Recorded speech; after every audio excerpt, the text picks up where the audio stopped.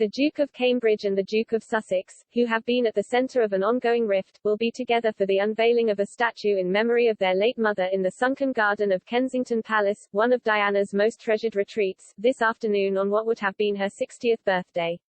The siblings will temporarily make peace and take the first tentative steps towards a full reconciliation after not speaking at length since Prince Harry and Meghan gave their bombshell interview to Oprah Winfrey.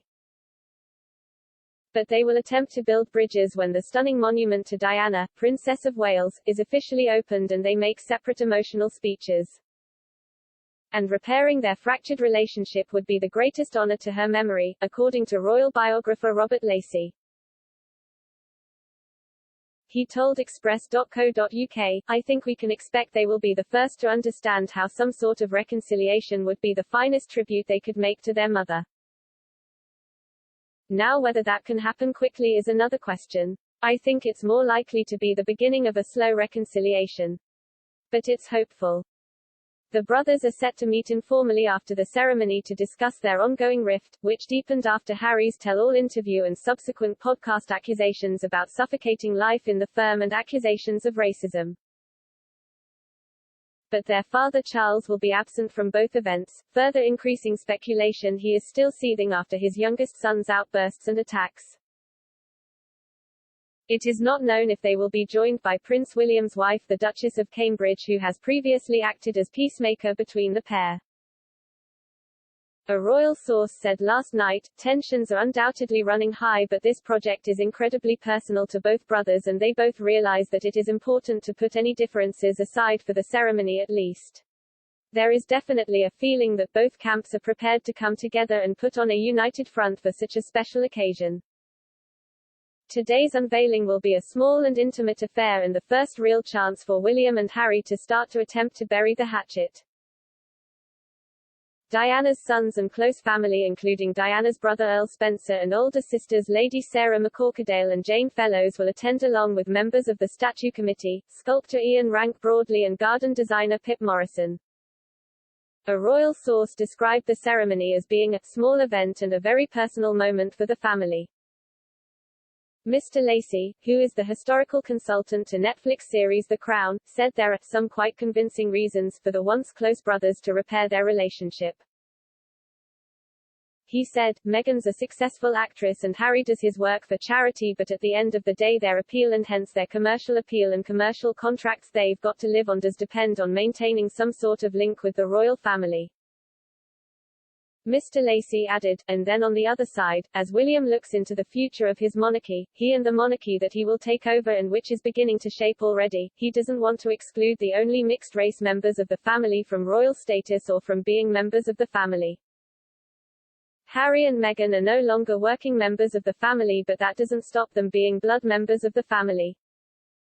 The royal biographer highlighted the Queen's Platinum Jubilee next June as another milestone after the statue unveiling, saying the Queen will want the Duke and Duchess of Sussex on the balcony of Buckingham Palace alongside other members of the royal family. Mr. Lacey said, "I think there are grounds for hope and I think the unveiling of Diana's statue will provide a first step. There are other milestones down the road. One objective we have to look at is next summer when we'll be celebrating 70 years of the Queen's monarchy. She will be the first person to want all her family on the balcony with her, that includes the Sussexes and the 2 children." Mr. Lacey said that the pandemic has made the separation worse, adding, "So let's hope the easing of COVID will create some sort of mending and healing."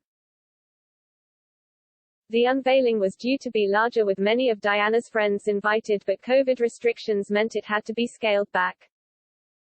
Harry arrived in the UK last Friday after travelling from the US for only the second time since he and Meghan ended royal duties in March 2020.